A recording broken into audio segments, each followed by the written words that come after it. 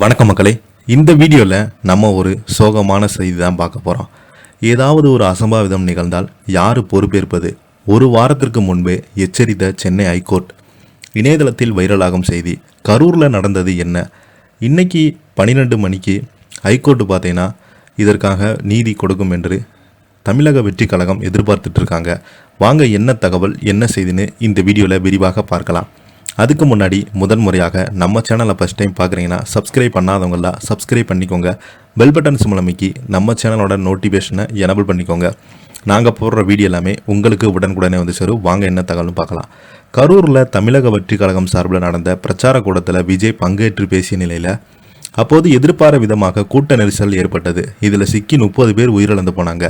விஜய் பிரச்சாரம் தொடர்பான வழக்கில் அசம்பாவிதம் நடந்தால் யார் பொறுப்பு என்று நீதிமன்றம் கடந்த வாரம் தான் கேட்டிருந்தாலும் மேலும் தலைவர் தானே தொண்டர்கள் தானே ஒழுங்குபடுத்த வேண்டும் என்று ஹைகோர்ட் கூறியிருந்தது. நீதிமன்றம் எச்சரித்த ஒரு வாரம் ஆகாத நிலையில் அசம்பாவிதம் நடந்தது. தமிழ்நாடு முழுக்க விஜய் பிரச்சாரம் செய்து வருகிறார். வாரம் சனிக்கிழமையில் அவர் பல்வேறு ஊர்களுக்கு போய் பிரச்சாரம் செய்து வருகிறார். அப்படித்தான் இன்று கரூரில் பிரச்சாரம் செய்தார். ஆனால் இந்த பிரச்சார கூட்டத்தில் விபரீதம் நடந்துவிட்டது. அங்கே ஏற்பட்ட திடீர் கூட்ட நெரிசலில் சிக்கி பலருமே உயிரிழந்து போயிருக்கிறாங்க.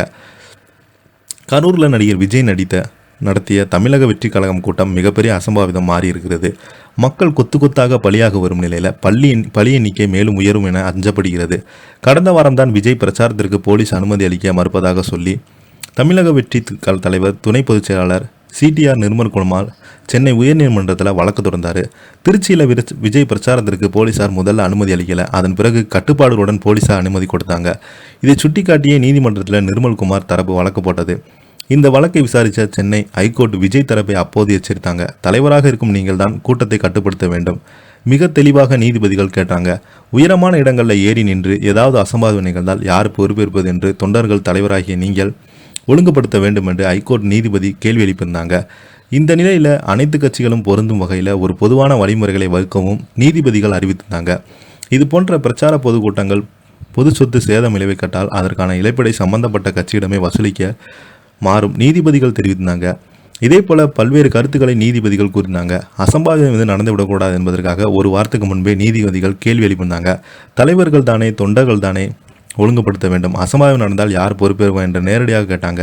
நீதிமன்றம் இதே போல எல்லாம் கேட்ட ஒரு வாரம் கூட ஆகல. அனைவருமே அச்சப்பட்டது போல அசம்பாவிதம் நடந்தது. விஜயை பார்க்க பள்ளி மாணவர்கள் பலருமே திரண்டு நிலையில் சிலர் குழந்தைகள் உயிரிழந்திருக்காங்க. சுமார் 35க்கும் மேற்பட்டோர் உயிரிழந்ததாக சொல்லப்படுகிறது. பலரது உடல்நிலை மிக மோசமாக இருப்பதால் உயிரிழப்புகள் மேலும் அதிகரிக்கும் என்று அஞ்சப்படுகிறது. காயமடைந்தவர்களுக்கு தீவிர சிகிச்சை தரப்பட்டு வருகிறது. அருகில் உள்ள மாவட்டங்களில் இருந்து மருத்துவர்கள் கரூருக்கு விரைந்து வருகிறாங்க. இப்போ பார்த்தீங்கன்னா இந்த செய்தி தான் சோசியல் மீடியாவில் வைரல் ஆகிட்டு வருது. இதை பற்றி நீங்கள் என்ன கீழே உள்ள கமெண்ட் பாக்ஸில் மறக்காமல் பதிவிடுங்க. இந்த வீடியோ பிடிச்சிருந்தால் லைக் பண்ணுங்கள், ஷேர் பண்ணுங்கள். நன்றி, வணக்கம்.